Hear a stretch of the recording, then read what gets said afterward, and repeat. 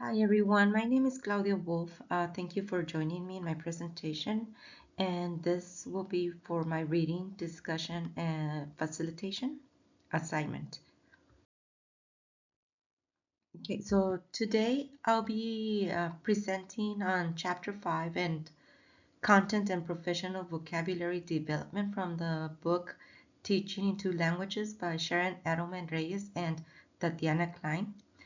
I'm also going to be connecting ideas from the scholarly article that I chose called Using Semantic Maps as a Teaching Strategy for Vocabulary Development by Mutyala Udaya, Mutyala Adaya. So together, these readings provide powerful insights into how bilingual educators can support academic and professional vocabulary development across languages. At the end, I'll also be demonstrating an instructional activity, which is a bilingual semantic map that I use in class for teaching 2D shapes in my math class. So Chapter 5 focuses on the importance of teaching vocabulary intentionally and contextually in bilingual classrooms. Reyes and Klein talk about how content and professional vocabulary go beyond simple word knowledge. They are more about conceptual understanding. Content vocabulary refers to the academic language needed for subjects like math, science, social studies, while professional vocabulary prepares students for real-world communication and academic dialogue. In this chapter, Reyes and Klein remind us that bilingual students need access to both types of vocabulary in both languages to fully participate in learning. Okay, so now we're going to talk about the role of vocabulary in bilingual learning. Vocabulary serves as the bridge between languages and concepts.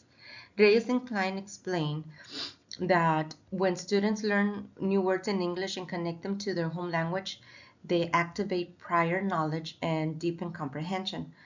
Teachers can intentionally create cross-linguistic connections by highlighting cognates, analyzing word parts, or allowing discussions in both languages. This helps build biliteracy. Students aren't just translating, they are developing conceptual understanding across both languages. So, despite its importance, vocabulary development often poses challenges in bilingual settings. Reyes and Klein identify several.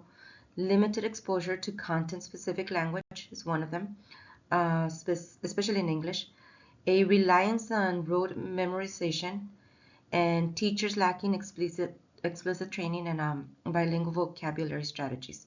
So in other words, when vocabulary instruction is limited to lists and definitions, students struggle to use the words in context.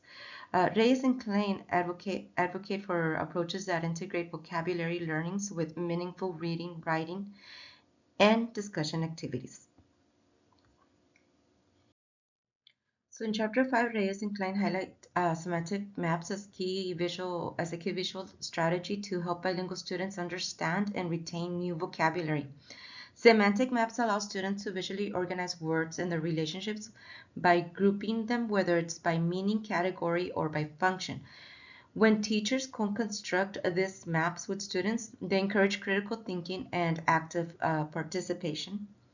In bilingual classrooms, these maps become even more effective because they can include both languages, helping students build bridges between words like square and cuadrado in Spanish, and angles and ángulos in Spanish.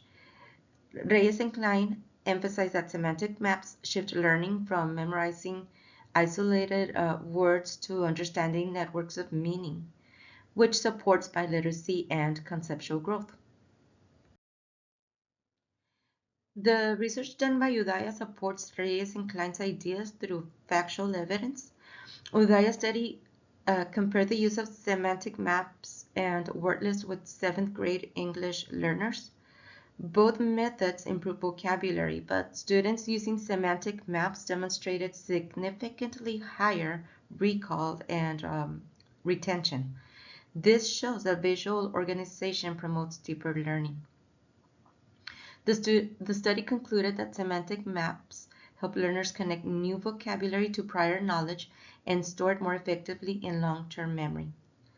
These findings align perfectly with Reyes and Klein's bilingual approach, reinforcing that mapping helps learners see and remember conceptual relationships. So both sources, the article and chapter 5, connect to broader learning theories. From a cognitive perspective, semantic maps engage deeper levels of processing, strengthening neural links between concepts. From a sociocultural perspective, mapping encourages collaboration, discussion, and shared meaning making, which are the core principles of Vygotsky's theory. And from a bilingual lens, students use their linguistic collection across languages to construct meaning supporting translanguaging practices. This combination of theory explains why semantic mapping is so powerful for bilingual vocabulary development. Okay, so now here this is a strategy that can be applied in a math classroom. So let's say we have a lesson on 2D shapes where students need to learn terms like square, rectangle, triangle, rhombus, and whatnot. And the teacher would start with a blank semantic map labeled 2D shapes, figuras planas. Students brainstorm related ideas, sides, angles, vertices, examples, and characteristics, visuals. Then each branch would include both English and Spanish terms, and so on. So as students co-create the map, they visually and linguistically build connections between the math concepts in both languages. This activity reinforces academic vocabulary, supports biliteracy, and promotes active learning as well. So here's just the continuation of the instructional strategy from the previous slide, and these are some of my students that were working in a concept map, you could say, and I actually have some examples here of what they were doing, and we were working on vocabulary for 2D shapes in that particular lesson.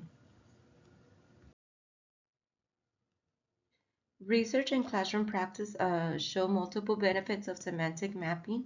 It encourages active engagement, collaboration, and visual reasoning. Students remember vocabulary longer because they are organizing meaning, not just memorizing definitions. It also increases motivation. Students take ownership of their learning when they contribute ideas to the map. Udaya's study confirmed that students using semantic maps perform better vocabulary recall and comprehension tasks than those using word lists.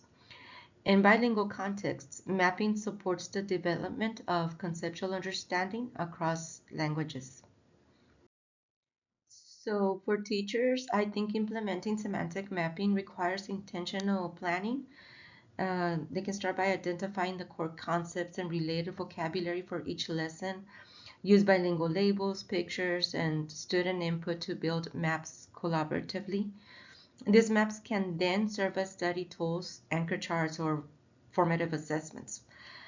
Teachers should reflect on how these visuals help students across content in both languages and develop academic confidence. This reflection supports continuous improvement in bilingual teaching practice. So these are the main sources that I used for this presentation, but before I conclude this presentation, I would like to add real quick that Reyes and Klein emphasize the vocabulary development is both content-based and language-based. Bilingual students benefit from instruction that connects words, ideas, and languages. In the other hand, Udaya's research provides experimental support for these ideas, showing that strategies like semantic mapping improve comprehension and recall. When teachers intentionally plan for vocabulary development using visual, collaborative, and bilingual tools, they create equitable access to academic language. This synthesis of theory and practice reflects the ultimate goal of bilingual education, which is building linguistic and cognitive bridges for all learners. Thank you for listening and have a good evening.